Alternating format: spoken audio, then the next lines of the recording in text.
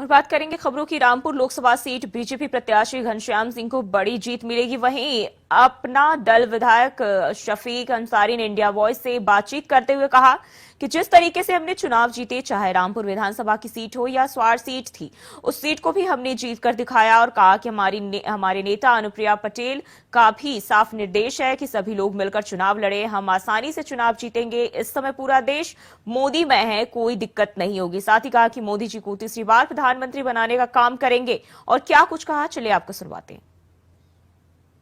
Rampur Lok Sabha seat से Bharatiya Janata party ने घनश्याम सिंह लोधी को जो है 2024 के लोकसभा चुनावी मैदान में उतारा है।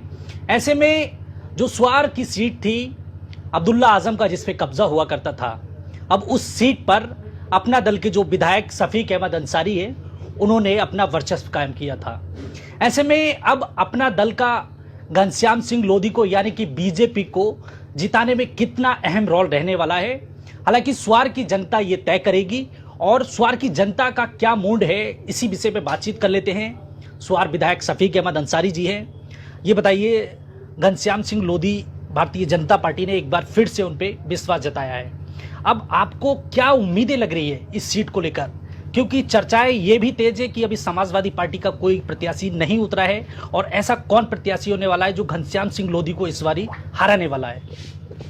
देखिए, हमारे एनडीए प्रत्याशी के कैंडिडेट घोषित हो गए हैं, घनश्याम सिंह लोधी जी। तो हम सब लोग घनश्याम सिंह लोधी जी को चुनाव लड़ाएंगे, और इंडिया गठबंधन का कौन प्रत्याशी करेंगे ये उनका विषय है, हमारा उससे कोई लेना देना नहीं है। लेकिन हमारा ये तय है कि हमारा जो भी अपने दल के जितने भी हमारे कार्यकर्ता हैं, पदाधिकारी हैं, सब लोग मिलकर चुनाव लड़ाएंगे। और हमारी नेता का भी स्पष्ट निर्देश है कि जितने भी सब लोग हैं, सब कैंडिडेट को, एनडीए कैंडिडेट को चुनाव लड़ाएं। शफीक साहब, हमने देखा था कभी अब्दुल्ला आजम का कब्जा हुआ करता था उस सीट पर। हालांकि रामपुर की जो सीट थी आजम खान के कब्जे में रहा करती थी। अब आजम खान का परिवार जो है सलाखों में है। तो क्या अब ये लग रहा है आपको समाजवादी पार्टी से ऐसा चेहरा आएगा? क्या घनश्याम सिंह लोधी इस सीट को किस तरह से निकालेंगे? क्या आपको उम्मीदें लग रही है इसको लेकर? नहीं, बिल्कुल आसानी से चुनाव जीतेंगे। और मोदी जी के इस समय चूहे पूरा देश मोदी में है, और मैं समझता हूँ कोई दिक्कत नहीं होगी। और सब लोग मिलकर चुनाव लड़ाएंगे और 100% चुनाव जीतेंगे लोधी जी, चूंकि भाजपा ने तय कर दिया है, कैंडिडेट घोषित कर दिया है। तो चूंकि हम सहयोगी दल हैं, भाजपा हमारे बड़ी भूमिका में है, हम छोटे भाई की भूमिका में हैं, तो हमारी नेता बहन अनुप्रिया पटेल जी का स्पष्ट आदेश है कि आप जो भी कैंडिडेट होगा आप चुनाव लड़ाइए। तो अब घोषित कर दिया, हम लोगों को लड़ाना, पूरी टीम हमारी लड़ेगी। हमारे जिलाध्यक्ष जी बैठे हैं, हमारे दोनों देव सरदार जी बैठे हैं, सब पूरी टीम बैठी, चौधरी साहब बैठे, सब जितनी टीम है।